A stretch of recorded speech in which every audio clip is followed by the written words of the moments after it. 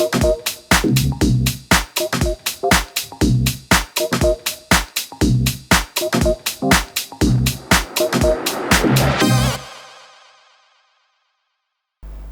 guys, ketemu lagi dengan saya di Mikrotik Tips.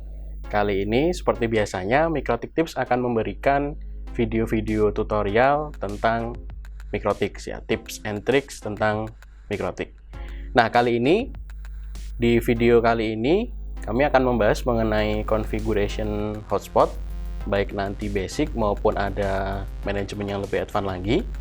Ya, dari mulai setup awal, basic configuration, hingga nanti bagaimana caranya untuk setup hotspot ya, yang biasanya nanti akan bisa diterapkan di area-area publik. Nah, kenapa hotspot? Karena memang hotspot ini memiliki fitur plug and play access, sehingga apapun keadaan dari si kliennya, apapun keadaan maksudnya IP address-nya mau dinamik atau mau statik, nanti semuanya akan bisa akses melalui hotspot ini. Asalkan nanti tahu username dan passwordnya.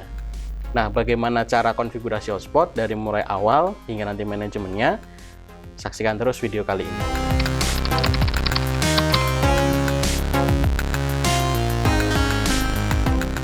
Nah, langkah pertama yang harus kita lakukan adalah menyiapkan topologi jaringannya. Jadi nanti kita akan membangun jaringan hotspot ini seperti apa. Ya, biasakan setiap kali membangun jaringan atau istilahnya itu nanti untuk config dan segala macam, itu sebaiknya kita gambar dulu topologinya. Jadi gambar topologinya seperti ini. Ya, topologi yang akan kita buat, yang akan kita rancang adalah nanti dari internet masuk ke RB951UI. Jadi ini contohnya di sini saya menggunakan RB951UI. Nah, RB ini nanti berfungsi sebagai router utama. Jadi nanti hotspot gateway-nya itu kita setting di router utamanya 951UI-nya. Kemudian dari 951UI itu nanti penyebarannya ke bawah ke switch. Jadi bisa jadi nanti kliennya itu bisa lewat kabel ke switch, atau bisa juga nanti kalau untuk memperluas jangkauan wireless-nya, kita bisa menambahkan external access point seperti pada topologi yang akan kita bangun ini. Jadi nanti dari router utama kemudian masuk ke switch, kemudian nanti disebarkan lagi ke wireless dengan menggunakan AP1 dan AP2. Nah, ini topologi yang umum diterapkan sehingga nanti kita bisa menambah jangkauan service hotspotnya. Jadi nanti AP-nya bisa ditempatkan mungkin di lantai yang berbeda dan segala macam, sehingga nanti user-user yang terkoneksi tetap akan ada autentikasi berupa halaman login-nya. Oke. Topologi sudah, kemudian nanti untuk alamat IP-nya, pembagian alamat IP-nya untuk terkoneksi ke internet, ini kita harus sesuaikan dengan alokasi dari ISP. Jadi misalnya kalau pakai modem, ya nanti kita sesuaikan dengan IP modemnya berapa, kemudian IP DNS juga alokasi dari ISP, nanti default gateway juga nanti sesuai dengan ISP. Itu informasi-informasi yang kita butuhkan agar minimal router ini nanti bisa connect ke internet terlebih dahulu. Itu basic config-nya. Kemudian untuk IP address yang menuju ke jaringan LAN atau untuk hotspotnya sendiri, contoh di sini saya menggunakan IP 192.168.40.0/24. 41 itu dipasang di interface gateway hotspotnya atau di router utamanya. Kemudian nanti untuk IP yang lain dialokasikan untuk kliennya. Oke, kita akan langsung mulai untuk konfigurasinya. Tentu saja untuk konfigurasi di sini kita membutuhkan aplikasi yang sudah sangat familiar untuk pengguna Mikrotik, yaitu Winbox. Nah, untuk router-router yang baru, Winbox yang kita gunakan adalah Winbox yang versi terbaru, yaitu Winbox versi 3.11. Ya, jadi beberapa atau router boot yang baru, termasuk nanti kalau menggunakan router OS versi yang terbaru, itu harus menggunakan Winbox yang versi terbaru juga. Kalau yang terbaru sekarang ada 3.11. Jadi kalau belum punya versi yang baru ini, silahkan bisa download langsung di mikrotik.com. Oke, Winbox-nya disiapkan dulu. Kemudian kita akan konfigurasi IP address di laptop. Jadi contohnya di sini IP address-nya saya pasangkan manual terlebih dahulu. Contohnya karena tadi menggunakan segmen IP 40, maka di sini contohnya saya akan gunakan 192.168.40.100/24, kemudian gateway-nya juga diarahkan ke 192.168.41. Kemudian klik apply.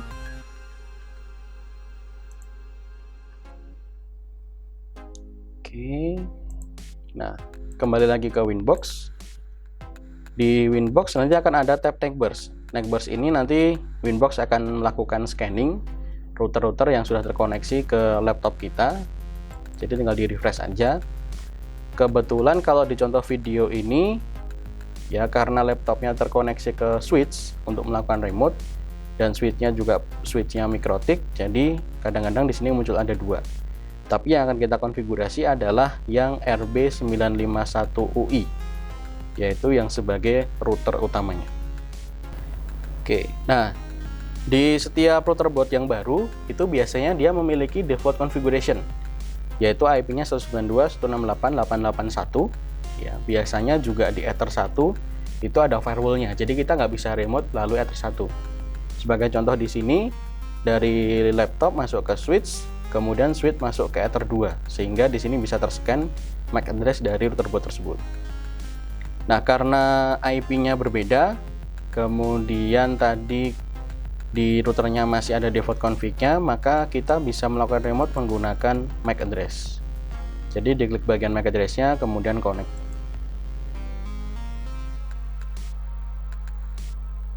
Nah, kadang-kadang kalau kita menggunakan OS lain Windows, kadang-kadang muncul seperti ini. Jadi ada errornya. Kenapa pada saat awal tidak bisa remote menggunakan MAC address? Kalau selain Windows, contohnya di sini, ya, saya menggunakan macOS, itu untuk bisa remote pertama kali menggunakan MAC address, biasanya gateway ini harus dihilangkan terlebih dahulu. Nanti bisa dikonfigurasi lagi. Kita reconnect. Nah, sedangkan kalau Anda menggunakan OS-nya Windows, ya, sebelum melakukan remote konfigurasi Mikrotik, sebaiknya antivirus dan Windows Firewall dimatikan terlebih dahulu. Kadang-kadang itu juga nanti akan jadi problem. Kadang-kadang nggak muncul di Neckburst, atau mungkin nanti pas remote pakai MAC address nggak bisa. Nah, jadi untuk sementara dimatiin dulu. Oke, tampilan awal dari Winbox kita seperti ini. Jadi router akan menampilkan atau memberikan informasi bahwa di dalamnya masih ada default configuration. Nah, ini bisa dibiarkan di OK, ya. Atau bisa juga, ya, rekomendasi kami itu sebaiknya di remove saja, ya, agar nanti tidak ada rule-rule yang saling tumpang tindih, ya. Begitu di remove, nanti semuanya sudah clean, sudah bersih, sehingga nanti kita akan lebih fleksibel untuk melakukan konfigurasi selanjutnya. Oke, diklik di remove, kemudian kadang-kadang begitu diklik remove, nanti routernya atau Winbox-nya akan disconnect. Nah, itu nggak masalah, tinggal di reconnect lagi, ya, karena mungkin tadi ada beberapa yang dihapus, jadi disconnect terlebih dahulu seperti ini. Tinggal di reconnect, kemudian nanti kita sudah mendapatkan konfigurasi router boot yang bersih, clean, tidak ada default config-nya. Nah, setelah ini muncul, selanjutnya yang harus kita lakukan adalah konfigurasi basic agar nanti router gateway ini sebagai hotspot server ini bisa terkoneksi ke internet terlebih dahulu, ya. Nah, yang pertama kita akan siapkan dulu interface-nya. Jadi sesuai topologi yang sebelumnya digambar, dibangun gitu ya, di topologi yang sebelumnya ditampilkan, itu kita akan menggunakan beberapa interface. Yang pertama Ether 1. Ether 1 ini nanti kita gunakan untuk ke arah internet. Di sini saya berikan command 1. Kemudian nanti Ether 2 itu digunakan untuk distribusi ke arah jaringan lokal melalui switch yang nantinya akan diberikan autentikasi hotspot. Nah, kalau kita lihat di sini RB951UI itu juga memiliki satu interface WLAN, ya, satu interface wireless LAN. Nah, ini bisa kita manfaatkan, ya, untuk menghandle atau untuk distribusi wireless di area sekitar router utama. Jadi misalnya router utama itu ditempatkan di satu ruangan, sehingga nanti klien-klien atau user di ruangan tersebut cukup terkoneksi langsung ke router. Sehingga nanti eksternal AP itu bisa kita tempatkan untuk ruangan lain yang memang tidak bisa dijangkau wirelessnya si router utama ini. Nah, tentu saja nanti WLAN 1 ini karena nanti akan menghandle banyak klien, kita akan set WLAN 1 ini sebagai access point. Double klik WLAN 1-nya, kemudian di tab wireless, kita pilih modenya AP Bridge, kemudian bandnya nanti bisa disesuaikan, contohnya saya gunakan 2 GHz BGN, kemudian frekuensi juga nanti bisa disesuaikan tergantung dari kondisi di lapangan. SSID contohnya di sini saya gunakan hotspot misalnya, kemudian apply.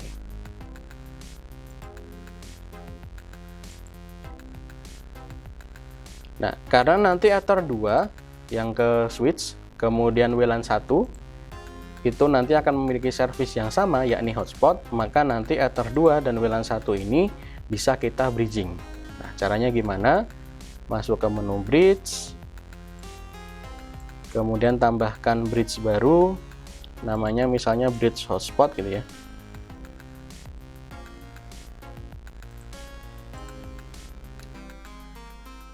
Kemudian geser ke sebelah kanan ada bridge port. Nah, di sini kita definisikan interface mana yang secara fisik itu masuk ke dalam bridge. Tadi ada WLAN 1 yang pertama. Kemudian tambahkan lagi untuk Ether 2.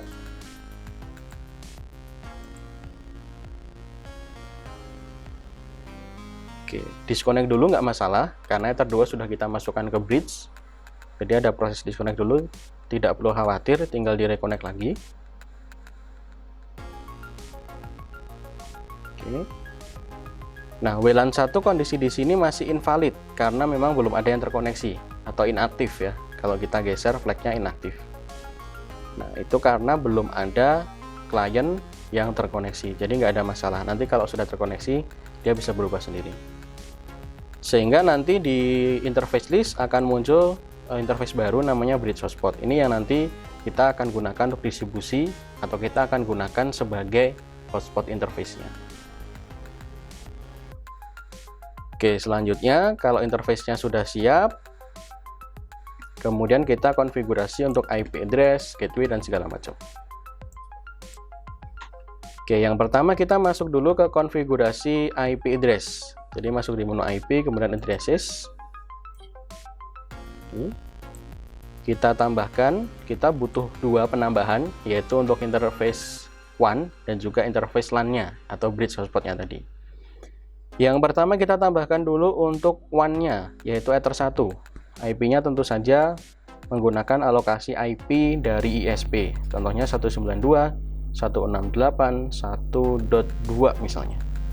Tergantung Anda sama ISP diberikan IP berapa. Kemudian interface-nya Ether 1 yaitu WAN. Selanjutnya kita tambahkan IP address lagi untuk bridge-nya atau ke arah LAN-nya yaitu 192.168.40.1/24 sesuai dengan topologi sebelumnya. Ini terserah sebenarnya IP-nya berapapun ya, IP private. Nanti bisa disesuaikan di jaringan di tempat Anda. Ya, interface-nya interface bridge hotspot yang sebelumnya dibuat, kemudian apply. Nah, IP address sudah ditambahkan. Selanjutnya kita butuh untuk menambahkan default gateway, yaitu ada di IP routes. Tambahkan baru DHCP address-nya 000 ke internet atau default gateway gitu ya. Kemudian gateway-nya silahkan isi dengan alokasi gateway yang diberikan oleh provider. Ya, kalau di sini contohnya gateway-nya adalah 192.168.1.1. Kemudian apply. Pastikan flag-nya sudah AS, active static, berarti ini memang sudah terkoneksi ya ke gateway-nya. sudah reachable. Oke. Default root sudah, kemudian kita juga membutuhkan DNS. Itu konfigurasinya di sini IP, kemudian DNS. Nah, di server ini silahkan isi sesuai dengan alokasi dari provider. Ya, tempat saya contohnya 192.168.1.1 atau bisa juga diisi OpenDNS misalnya 888. Kemudian allow remote request-nya dicentang. Nah, fungsinya apa? Ya, biasanya ini sudah hafal juga ya untuk yang sering konfigurasi Mikrotik. Allow remote request ini nanti digunakan untuk mengaktifkan, jadi router Mikrotik kita itu selain sebagai router juga nanti bisa berfungsi sebagai DNS server sederhana atau recursive DNS server ya, sehingga nanti klien-kliennya bisa mengarahkan request DNS-nya itu ke arah router. Kalau sudah di OK, kita cek dulu apakah sudah bisa internet atau belum dari routernya.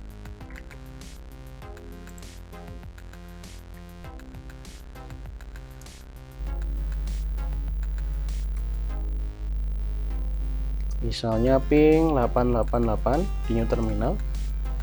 Oke, secara IP-nya sudah. Coba kita ping menggunakan nama domain, misalnya mikrotik.id. Sudah. Ya, ping yang lain misalnya google.com.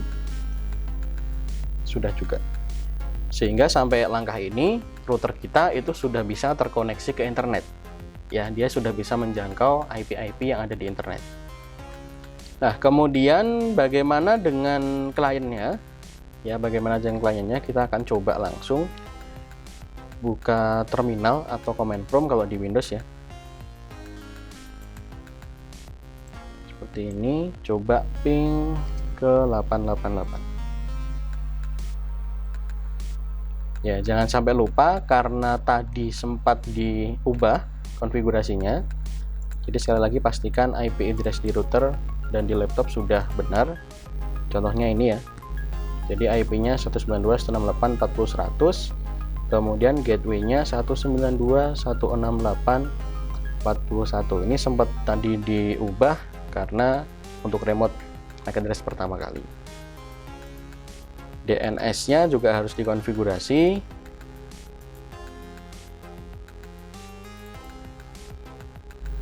Misalnya 192.168.41 juga diarahkan langsung ke router gateway-nya.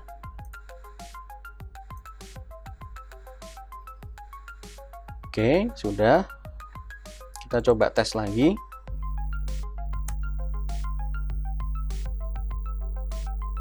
Ternyata masih belum bisa.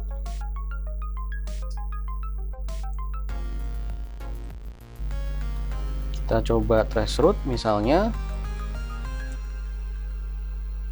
Nah, kalau dicoba traceroute ternyata paket data itu berhenti di router gateway, yaitu di 41. Nah, kira-kira apa yang kurang? Kita coba cek lagi konfigurasi di sisi routernya. Nah, tadi routernya sudah bisa terkoneksi ke internet, tapi ternyata klien di bawahnya belum. Ini contohnya adalah di laptop saya sendiri. Kita coba cek. Ya, sekarang berarti kita sudah bisa remote menggunakan alamat IP, jadi konektornya bisa diisi alamat IP langsung, bisa. Ya, rekomendasi kami daripada menggunakan alamat MAC, ya, itu biasakan menggunakan alamat IP jika memang sudah ada. Nah, tadi kalau kita coba di router sudah bisa koneksi internet. Nah, untuk memberikan akses agar klien di bawahnya bisa akses ke internet, kita harus menambahkan firewall NAT. Lebih tepatnya adalah source NAT. Nah, bagaimana penambahannya? Itu ada di menu IP, kemudian firewall. Di tab NAT ya, di fungsi NAT di sini kita tambahkan. Ya. Chain-nya adalah source NAT, kemudian out interface-nya adalah interface yang menuju ke internet atau WAN. Kemudian action-nya adalah masquerade. Baik. Kemudian kita coba cek lagi di sisi laptopnya. Ternyata traceroute-nya sudah jalan. Kemudian kita coba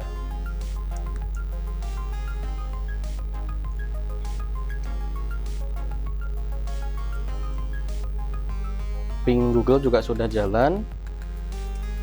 Kemudian misalnya ping ke Mikrotik ID. Oke, sudah jalan.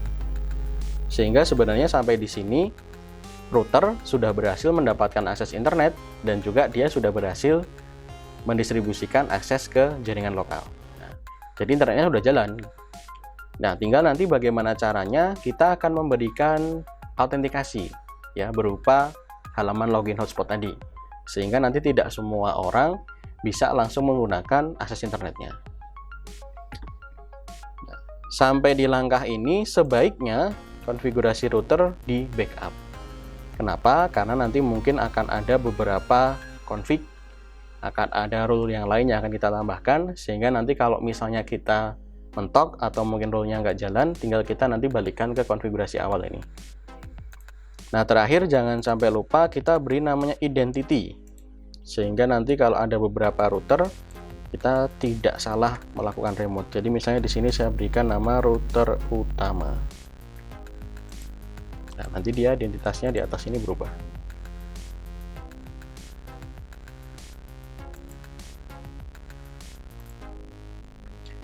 Oke, setelah identitas diberikan, kemudian silahkan di backup. Caranya gampang, tinggal masuk di menu files, kemudian di situ ada tombol backup.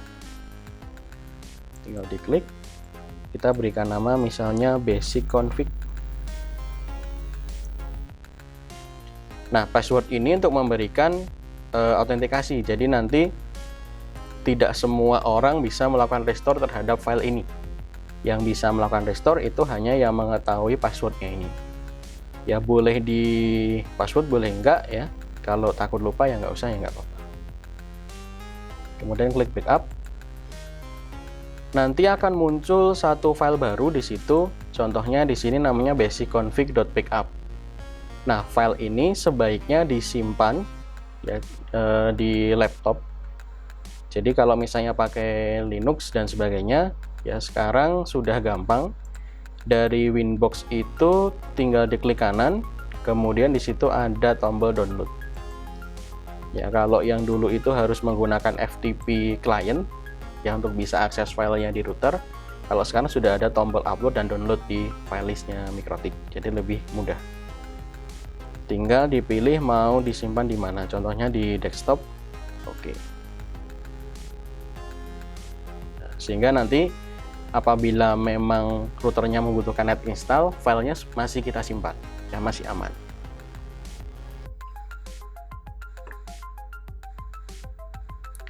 Oke, sampai di sini berarti basic config sudah selesai.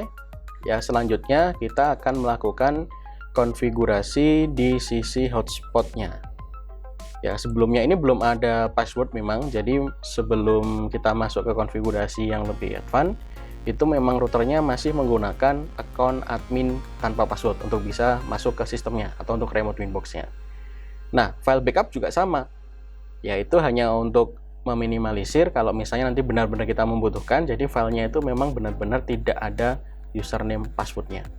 Jadi kalau misalnya nanti lupa, tinggal di restore lagi, username-nya admin, passwordnya kosong. Ya, kalau misalnya file backup-nya ada passwordnya, nanti lupa lagi, sama aja gitu. Jadi mendingan di backup dulu sebelum ada user passwordnya. Oke, basic config sudah selesai. Kemudian kita masuk ke konfigurasi hotspotnya. Itu ada di menu IP.